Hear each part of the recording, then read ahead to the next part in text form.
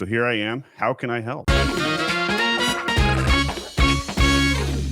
Yesterday, we encountered a client that was not happy. That'll happen every week. Yes, and I was wondering, like, why isn't he happy if he's growing? Yep. Isn't that always the weirdest ones, right? Like Yes. when you're doing your job and they're still unhappy, you're like, why? I'm doing all the right things. What to do when this happens, because like we are doing our best, we are following every step that he gave us, and still he's angry and thinks he need like some other solutions. How do you know they were angry? Well, they revoke us the access to the account. Ooh, that's a pretty severe one. Okay.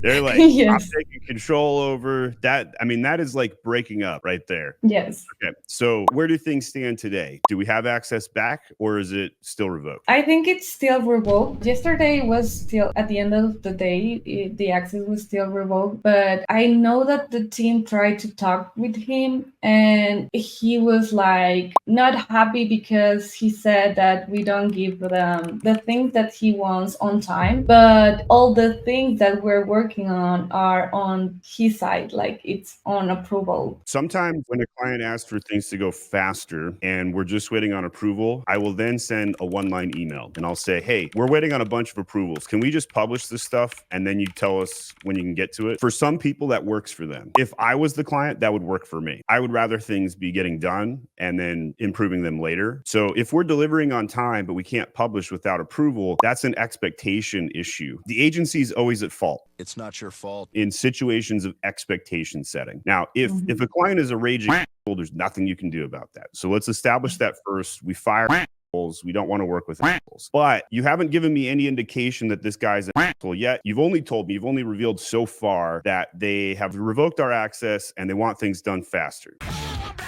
That's all you've told me so far. So let's keep going through this narrative and story. But the team at any point, and I know you've only been here 30 days, but did the team at any point ask for permission to publish without approval? No, not really. Like he was in another path. He just like the week I started in operations, we took the client. So 2 weeks ago. So anytime there's a team transition, the likelihood of cancellation spikes at least for 60 days. This is the life of an agency. Your stress levels, you wouldn't be booking this conversation with me if your stress levels weren't high, right?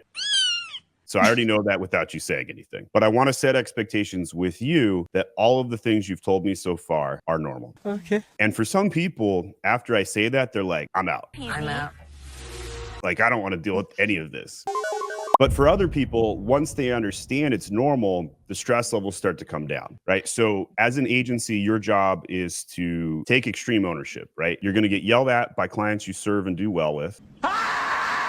You're going to get fired by clients that you do well with.